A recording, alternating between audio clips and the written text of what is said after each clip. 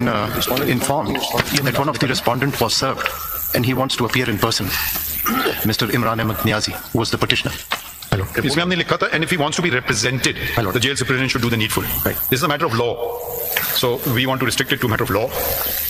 I don't know what a private person. Speaking for myself, he was a petitioner and is one of the respondents. And since we had passed an order, if he wants to appear in person, arrangements have to be made. How can we condemn him unheard? My lord, in the original proceedings, he appeared through counsel. Mr. Khwaja Haris represented him in the original proceedings, and now the matter has come up in appeal. So I don't understand how the respondent. This is not for your understanding. This is for the understanding of the respondent. Whether he wants to appear in person, or he wants to engage a counsel, of course. But there is nothing so far. I haven't seen it on record. But he's one of the respondents. How can we deny him access to the court? Of course, Your Honor. Yes.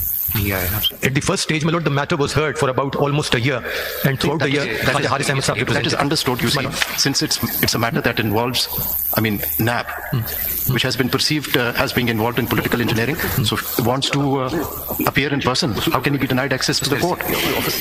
It's entirely a matter for your lordship to determine.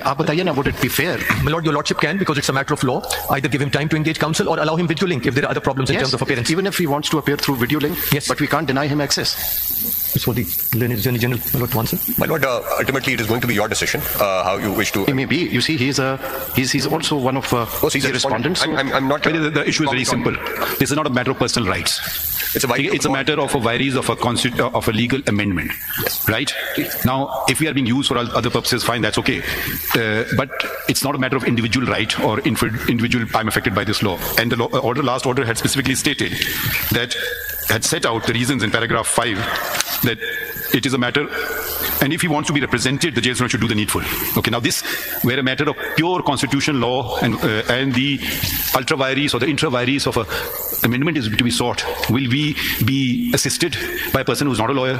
Yes, if there's a personal rights is infringed.